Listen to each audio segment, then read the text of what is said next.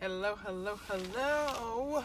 It's your girl, the messenger, and we're reading Numbers chapter 35, Complete Jewish Bible again.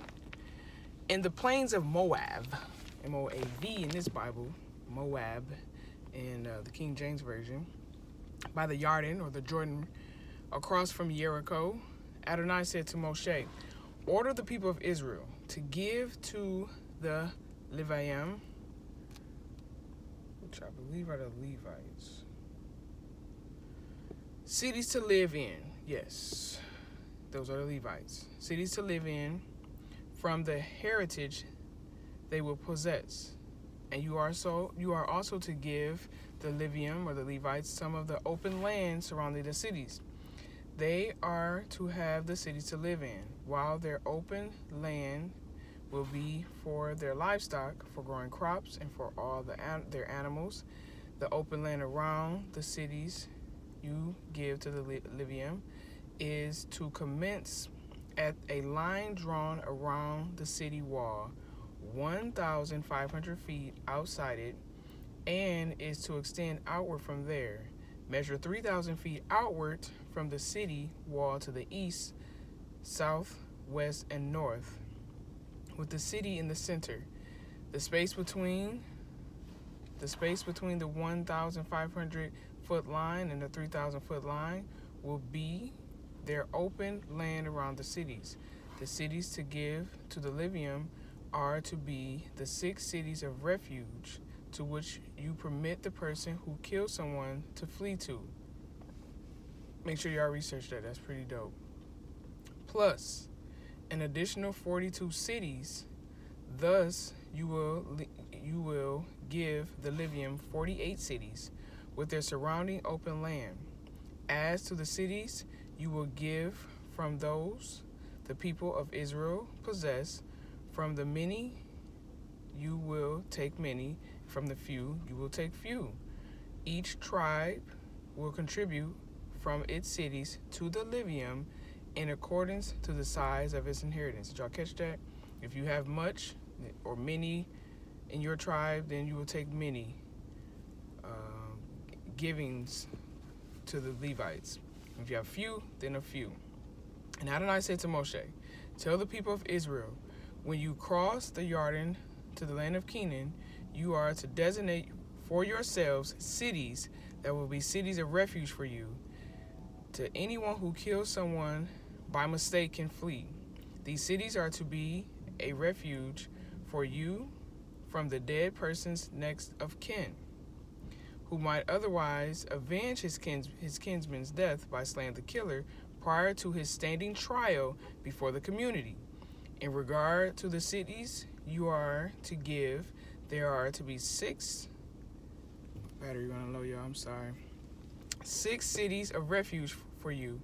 You are to give 3 cities east of the Jordan and 3 cities in the land of Canaan.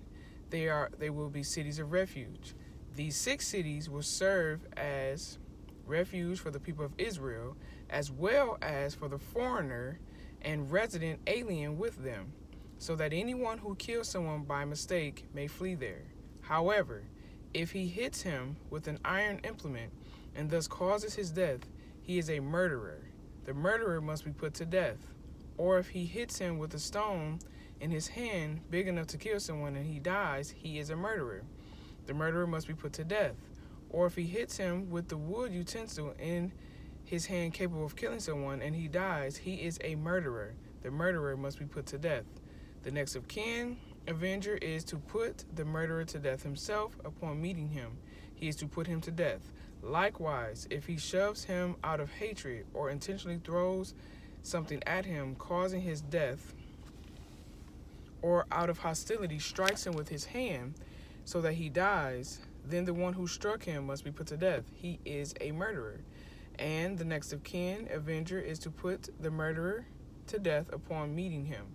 But suppose he shoves him suddenly, but without hostility, or he throws something at him unintentionally, or without seeing him, being his enemy, or seeking him, or without seeing him, being his enemy or seeking to harm him, he throws a stone big enough to cause death, and the person dies.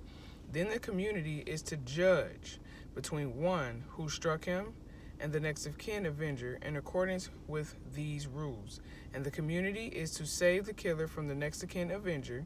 The community is to return him to the city of refuge to which he fled, and he is to live there until the Kohen Haggadah, which are the priest who was anointed with the holy oil, dies.